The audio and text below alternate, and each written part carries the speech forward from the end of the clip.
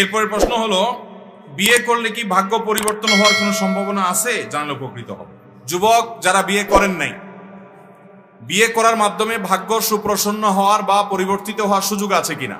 আমরা কোরআন খুললে দেখতে পাই আল্লাহ রাব্বুল আলামিন বলেছেন, ওয়ানকিহুল আয়ামা মিনকুম ওয়াস-সালিহিনা মিন ইবাদিকুম ওয়া ইমাইকুম ইন ইয়াকুনু ফুকারা ইউগনিহিমুল্লাহু মিন ফাদলি।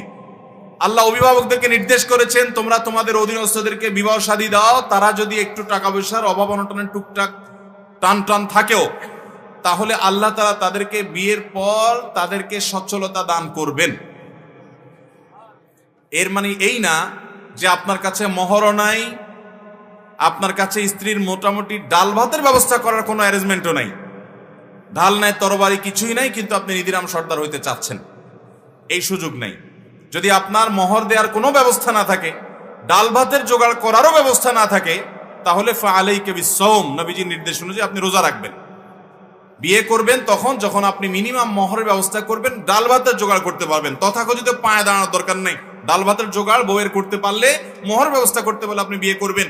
এরপরে যেটুকু টানাটানি আছে, আল্লাহর ওয়াদা আছে আপনাকে অভাব দূর করে দিবেন। কয়েকজন সালাফ, ওমর রাদিয়াল্লাহু আনহু সহ কয়েকজন সালাফ থেকে বর্ণিত হয়েছে, আজাবান লিমান তলাবাল গিনা মিন গায়রি নিকাহ, ওই ব্যক্তিকে দেখে আমার আশ্চর্য হয় যে ব্যক্তি সচ্ছলতা চায় অথচ বিয়ে করে না। কারণ বিয়ে করলে আরেকজন যে আসবে তার রিজিকও আল্লাহ তাআলা নিয়েছেন না নেন নাই, অতএব তার রিজিক সহকারে আসবে ইনশাআল্লাহ বিইذنিল্লাহ।